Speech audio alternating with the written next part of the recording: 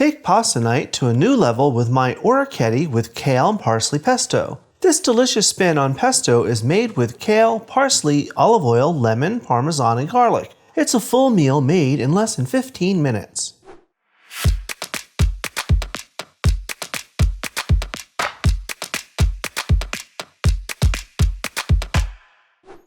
Hi everyone, welcome to today's episode of Let's Celebrate TV. I'm your host, Peter Lee. Today, our celebration is all about, well, it's all about kale. It's kind of all about pasta too. Today, we are making my Orecchiette with kale and parsley pesto. Now, why am I making something with kale? I know a lot of you out there are asking that question. Well, I love pasta, but it's always pasta with red sauce or pasta with clam sauce, and I'm kind of tired of it. So I love the dark leafy greens that we're starting to get this time of year, and I love pesto, and I actually love kale too. So that's what we're making today, kale and parsley pesto. Let's get started. Now, we're going to start with the pesto. This recipe makes quite a bit of it, but it stores really well. It'll keep in your fridge for 4 to 5 days, and you can freeze it for several months. So we're going to start with our kale. Today, I'm using Dinosaur kale. This is what it looks like. Now, it's called Dinosaur kale because if you see, it's kind of pebbly like a dinosaur or a lizard skin. I have here 4 cups or about 110 grams of this Dinosaur scale, and I destemmed and coarsely chopped it. How did I do that? This is very easy. This is the leaf. You just tear the leaf from the stem at the thick part, hold it, and pull. Now the stem is out, and you've got the leaf. This little bit is very tender up here, and that's fine. Now all I really did was I just tore it up. I didn't even really chop it that well because your machine's going to do the work. So you can just tear it if you want. This goes right into our food processor.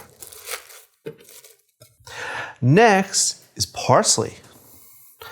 I've got 2 cups or about 40 grams of loosely packed Italian parsley. Some of the little stems, but mostly just the leaves. This is going to add even more freshness. It's going to help it stay green. And this parsley and kale, parsley is often underrated. It has a delicious flavor. I'm going to put that right in. Next up, I have a half a cup or about 70 grams of toasted pine nuts or pignoli, you might know them as. Now, you'll see they have some brown on them because I toasted them. How did I do that? I put them in a dry skillet that I heated over medium heat, and I poured them in for maybe about 2, maybe 3 minutes, and I just kept stirring them and flipping them. When I started to smell them toasting, I pulled them off the heat immediately. These are a little fragile. They will burn. So as soon as you start smelling them and you see the first hint of color, you want to pull them out of that pan and put them in a bowl because carryover cooking. These will go right in. Next is lemon, fresh lemon juice, just the juice of half a lemon. That's just going to add a little brightness, a little acid right in. Salt is next. I have a teaspoon of kosher salt. These greens need a lot of salt. And of course, a big grinding of pepper. Now I'm going to put the lid on this, and we're going to pulse it until it is a coarse paste.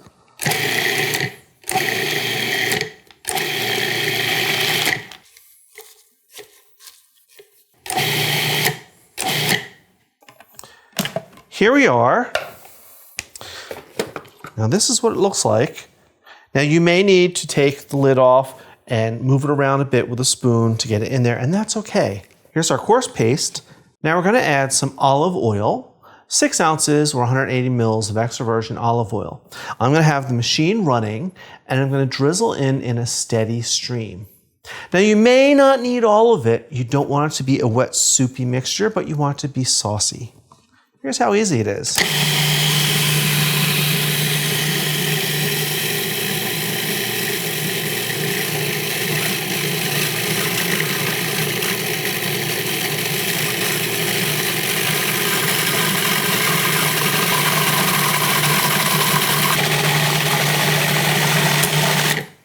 Now you see, I didn't use quite all of my olive oil because it came out perfectly, but you may need to use it all.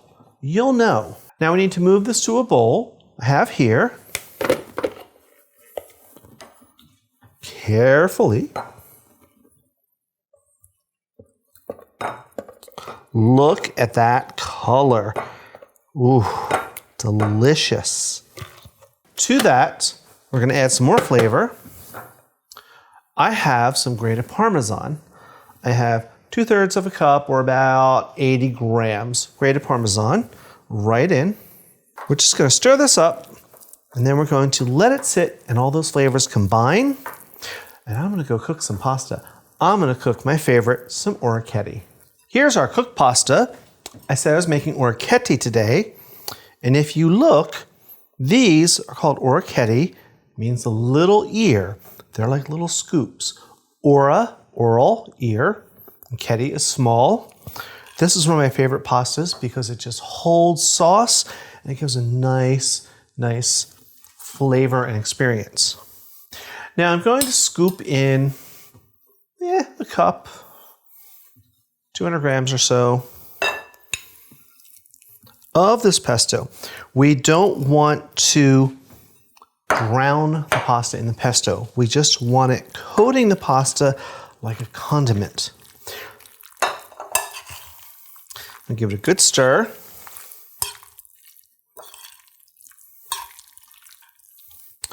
Look at how beautiful this is. You could add a little more if you wanted. I wouldn't. This is perfect. This is just how you want it. And remember, all this left over can go in the fridge for about 5 days, or better yet, in your freezer for months, and you'll always have fresh pesto. Now, it's my favorite time. We're gonna have a little taste of this. So let's scoop some of this out. Try and not spread it all over. Nice little portion for Petey. There we go. Now, would I serve this as is? You could. Let's give it a little more love. I'm gonna hit it with some more Parmesan. Nice sprinkle.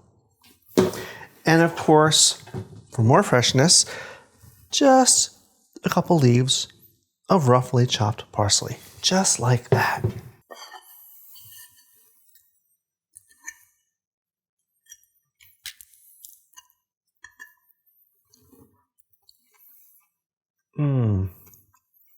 Wow. That's really good. I need another taste, just to be sure. Yeah. They're so light, and the green from the parsley and the kale and that fresh parsley just wakes up your mouth, makes you happy. And I'm getting the salt from the cheeses and that little tiny pop from that lemon juice that we put in. Gives a little acid right in the background. Delicious. As always, we will see you on Tuesdays for our regular episodes, Fridays for Basic Skills or Cocktail Friday, and of course, every other Sunday for our live stream. Now I'm going to dive into a plate of this pasta. While I do that, I want you to watch some of these videos over here. So until next time, everyone, cheers.